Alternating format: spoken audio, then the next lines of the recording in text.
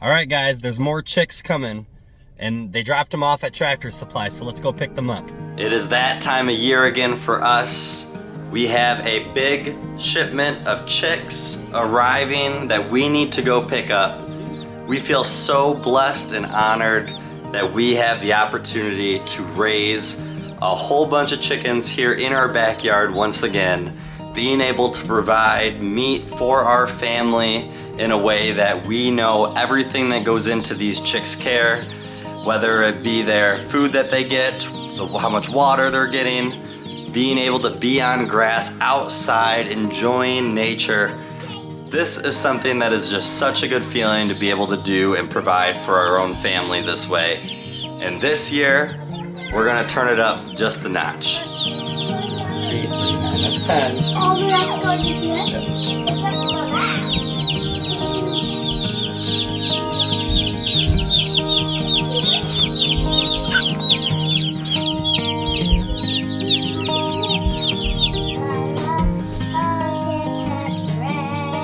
All right, they are set up. We have one brooder here and a second brooder here. The other day we got our 2 brooders set up because we knew that we had 30 chickens on the way.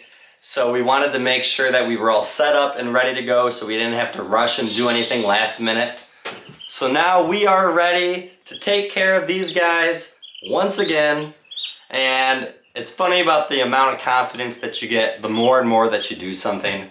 Where before, when we had meat chickens arriving, it was very nerve-wracking. It was like, well, we're gonna have to figure out how to do all this. And now being able to have this all down to a very good science and what we need to do, it's not nerve-wracking anymore. So you heard me say 30 chickens, which means we have 15 in here and 15 in there. Actually, we have 16 in here and 13 in here.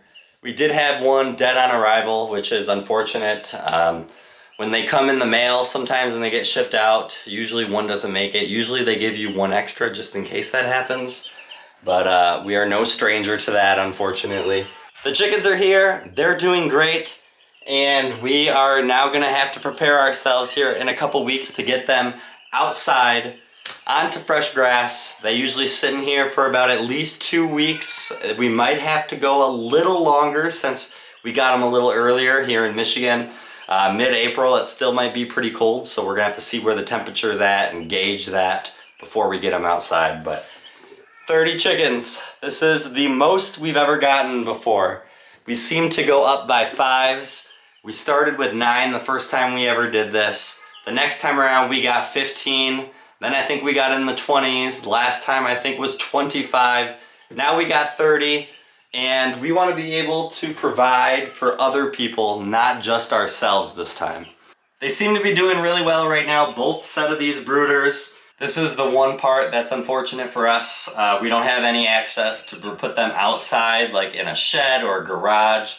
So they are, unfortunately, in our house, in our bathroom.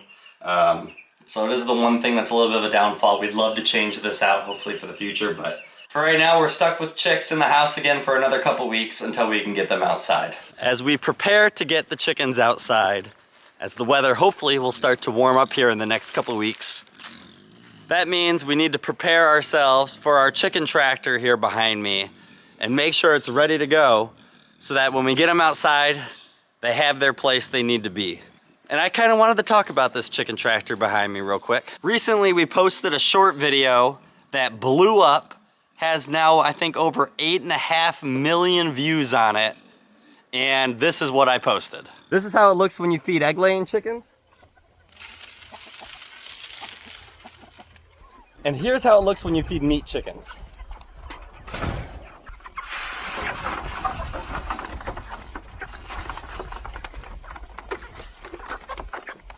Just a tad bit crazier.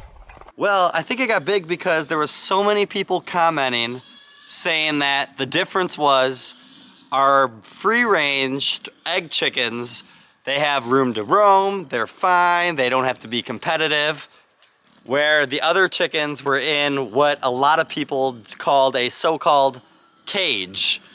which is actually called a chicken tractor. And if you don't know how these work, then I don't think you fully understand what was going on in that video and how these chickens actually live. You see, unlike chickens that you buy from the store that you want to eat, where they are crammed in really small areas and not really having any room, especially not even being outside with fresh air, these chickens that we raise have this, not a cage, a chicken tractor that they get to live in. And what makes this great is that they have a huge, this is a really good sized chicken tractor. I believe it is about 14 by 16 feet. So it's a big space. They have a spot that is covered to get away from any of the elements if it starts raining really hard. Then they have this whole side that is opened just by some wiring, but that allows them to still be in the fresh air with the sunlight if they want to be. And this thing is on wheels so that we can move this onto fresh grass every single day so that they never have to worry about sitting in their own poop. They never have to worry about not having grass to peck at and bugs to go after. We even move this thing twice a day towards the end so that because they get so big that we want to make sure they're getting onto that much fresh grass. This chicken tractor is very roomy for these chickens. They get plenty of room, and it has been something that has been a blessing to us. We got to use this one. We got it just for the first time last year at the end of the year, but we got to use it for one round of our meat chickens that we have coming.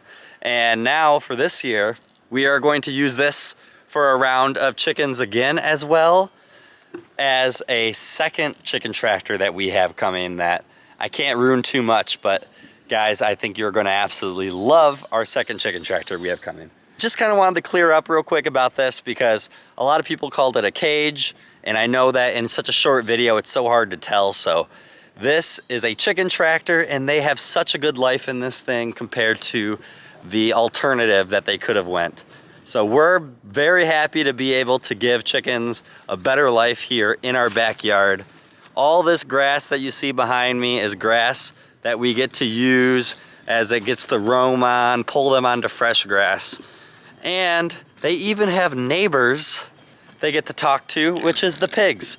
They can all make noise to each other. So these pigs, we're getting close, guys, to getting them moved. We have the one area set up in the woods. I'm almost ready to set up the second area here in the woods as well. And then these pigs will be into new fresh pasture themselves because I know that they need it. Talking about fresh pasture, these chickens, for some reason, has lost like all their fresh grass.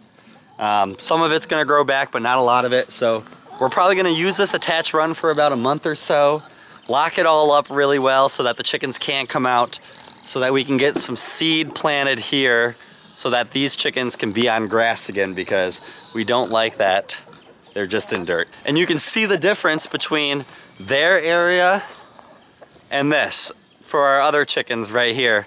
It is very contrasted, the difference between their grass, and that's what we want for them as well. So we'll have to have them locked up for a little bit longer than we'd probably like, but it's gonna be for their benefit. So lots to change, a lot going on here. 30 new chickens, well 29 new chickens on our homestead. So that means we got a lot of work to do, and it feels like a lot of time because it's just starting to be spring, but not a lot of time to get it all done. So we're gonna be busy. You guys are gonna be seeing a lot that we have going on here.